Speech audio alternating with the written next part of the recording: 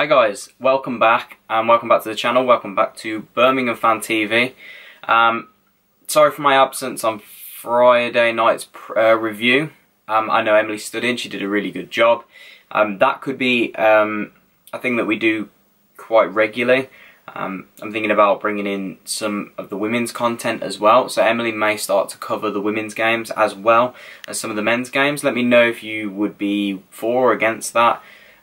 Let me know. I think she does a really good job. She probably knows more than me. So anyway, let's get into this. So we've got Bolton away on Wednesday night, so when this goes out it'll be tomorrow. And the games are really just becoming thick and fast, and they are not easy games. No game is easy in the Championship. We all know that, guys. Come on. We've been down here long enough now, and we've done enough of it to know that this isn't going to be easy. And Bolton have made a really good start to the season.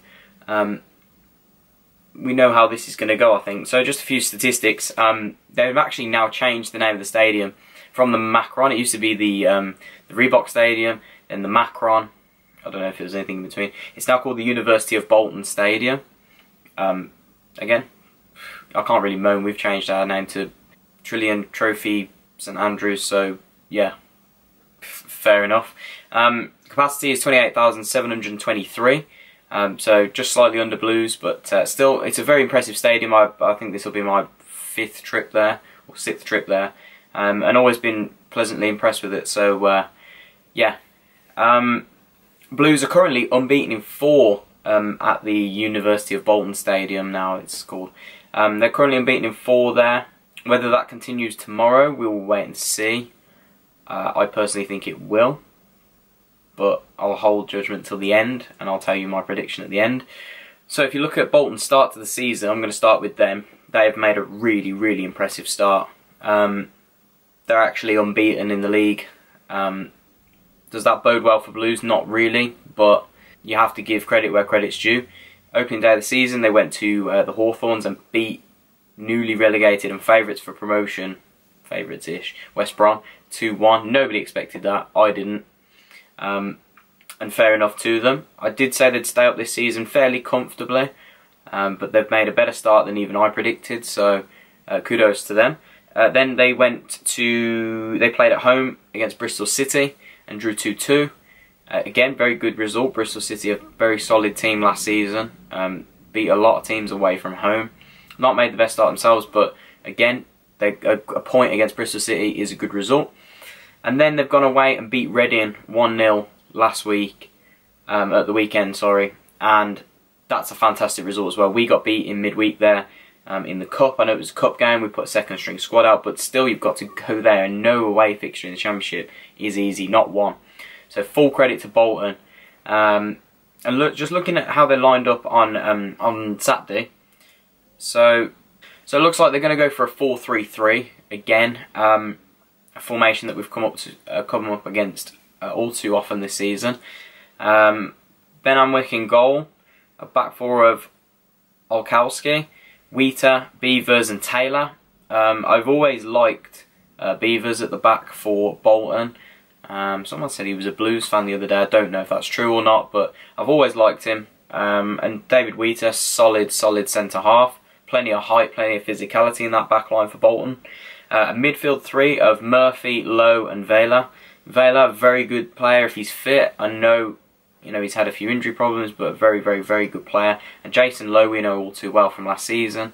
I never thought he was that bad of a midfielder, to be honest, but things didn't work out for him. He wasn't fantastic, he wasn't awful, very average midfielder. And then a front 3 of Craig Noone, Will Buckley on the left, and Josh McGuinness up front. Now, Craig Noone has always been one that's caught my eye. Very tricky winger. Will Buckley, who we know, again, spent time on loan with Blues, was okay-ish. Scored on his debut and then really didn't do anything else, so not too worried. And then Josh McGuinness up front. I've actually been to watch Charlton many times, living in Wembley the last couple of years, and he's never really caught my eye, to be honest. He's never really looked like a real danger man. He's physical, he's not the slowest of players, but he doesn't strike me as a huge threat. But I think what Bolton may lack in their ability and their quality. They show great team resilience and good performance, and you know they can, you know, that midfield especially looks creative, and especially Craig Noon out wide as well. They're going to cause us problems tomorrow night for sure. And with, you know, substitutes like Clayton Donaldson and Gary O'Neill, plenty of championship experience, and obviously Grounds was on the bench for them the other day, bless him. I don't know what's the situation there. He's on loan from us, so I don't know if he can be in the team. I presume not. But they're going to prove tricky for us. Looking at our start to the season, Friday night was a very, very, very good performance, just lacking the goal. A 0-0 against Swansea is a decent result. We should have won, looking at it in the end. But the start to the season has been tough. 2 draws and a defeat is very average, but we've also played 3 very, very, very tough opponents in Norwich, Middlesbrough and Swansea. They're all really tough opponents. Forgetting the cup game, that was a write-off for me. If you ask me, I would have liked to have won, but it's a write-off. The start to the season, if we then win on Tuesday night, you'll say 2 draws, 1 defeat, 1 win is a very good start to the season, I would say. From the opponents we've had, will be a really good start to the season. Now, just looking ahead to Blues' lineup. Blues. I just think that Blues, he's just so adamant on keeping consistency, and that's fine. I love consistency. I think it bodes well for us. The team, I think, won't change that much from Friday night, so you're going to be looking at Lee Camp in goal, a back 4 of Maxime Collan, Harley Dean, Michael Morrison and Christian Pedersen. A midfield 4 of Hotter on the right, McGomer on the left, Gardner and Keithton Beld in midfield. And then I think he will stick with the front 2 of Jukovic and Bogle. Now, he could change that. He could bring Adams back in. He could bring people like Wes Harding in, etc, etc. But I just don't see the point in making those changes. Consistency is key. No point messing around if things start to go badly. I've seen a few people suggest switching. We've been linked with Liam Bridcut today and yesterday. Don't know what the truth is in that. I don't know. I'm not an ITK.